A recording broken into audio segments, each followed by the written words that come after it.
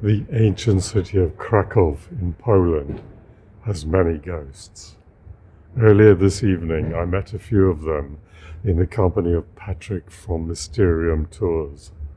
Patrick is a wonderful storyteller who captivates his audience in a way that we as writers would like to achieve. It's bitterly cold here, so before my face freezes, come and meet Patrick. Here's the story of Basia, a downtrodden girl who sold her soul to the devil. The story takes us into the tunnels under Krakow's medieval town square. Now, the palace has had many owners over the years. One of those owners was a rich countess by the name of Helena. And Helena, she inherited all her money after her brother, and she had no intention of sharing that money with anyone. So she just played with men's hearts. She rejected them left and right, and she just lived the most luxurious lifestyle you can imagine. She organized great parties, big parties, and on those parties, she liked to show off her most prized possession. A chicken with dark plumage, a beautiful bird. And she liked to show it off, but on one of those parties, the chicken went missing. And she started throwing things around, and then she ordered her maid to go looking for it. It's a pretty normal thing, right? But what people didn't know was that she had a younger sister called Basia. And Basia was not living the luxurious lifestyle as her sister was. She was working inside the palace as a maid. Because her sister wanted to humiliate her every occasion she had. So when the chicken went missing, of course, Basia was sent after it. Now, Basia went looking in the palace, and she looked everywhere, but she could not find the chicken. For the life of her, it was nowhere to be found. And then she remembered, well, we've got the underground system of tunnels. She has heard the rumors, but she was more afraid of what her sister would do to her if she didn't find the chicken. So she took a lamp and she went looking in the tunnels.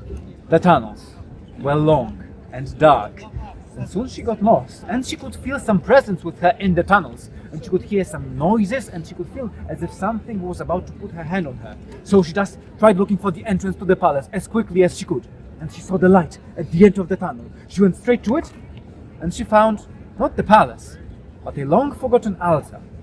And on the altar table stood two candles that were lit, and between those candles stood a creature, a bird. The chicken was there. It stood there motionless, not like a chicken, and it had two curly horns on either side of its head. Now, as Basia looked eyes with it, the chicken started speaking with a dark, thick voice. Basia, dear poor Basia, you have been so sad and alone. Your sister doesn't care for you, and God similarly doesn't care for your plight. But I, Lucifer, I care. Hold out your apron. And she felt her hands moving up her apron, lifting it up against her will. And then the chicken spoke again. Take them back, and do not look back, no matter how tempting it may be. And then everything went dark. And in the darkness, as Basia's eyes adjusted to the low light of the lamp, she could see the chicken just wandering around aimlessly on the ground. And then she looked into her apron. And in her apron, she saw lots and lots of diamonds. And as she saw the diamonds glisten, the chicken started making its way back. So she followed it because it surely knew the way. As she started following the chicken, she could hear some whispers behind her head, whispering something she could not quite understand. So she just got a bit faster. But as she got faster, the voices got louder. They started calling her name, Basia.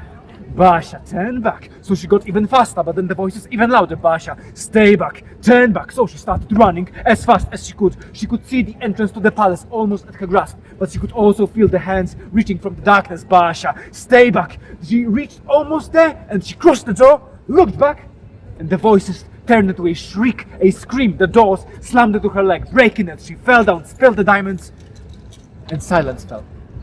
And in the silence, as she was nursing her now broken leg, she could see the chicken. At least she got the chicken. And the diamonds. She got the diamonds. But they all started turning to ash. She had nothing to show for her bravery that night.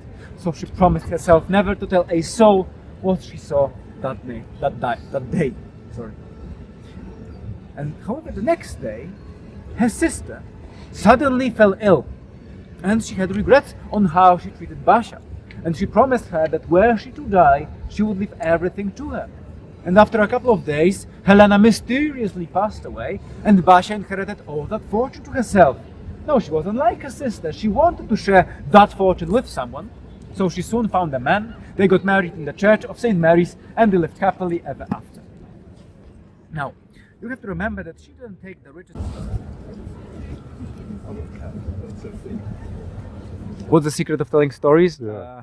I think knowing the stories and just giving yourself into the story, like feeling it, telling it, but also knowing where you're going, coming from, and just